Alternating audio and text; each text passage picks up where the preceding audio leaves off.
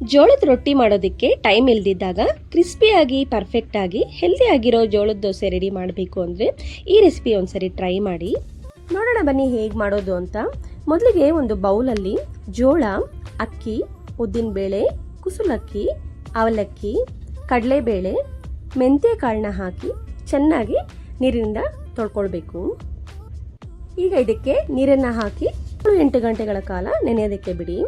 ನೆನೆದ ನಂತರ ಇದನ್ನು ಒಂದು ಮಿಕ್ಸಿ ಜಾರಿಗೆ ಹಾಕಿ ನೀರನ್ನು ಸೇರಿಸ್ಕೊಂಡು ಸ್ಮೂತಾಗಿ ರುಬ್ಬಿಟ್ಕೊಳ್ಳಿ.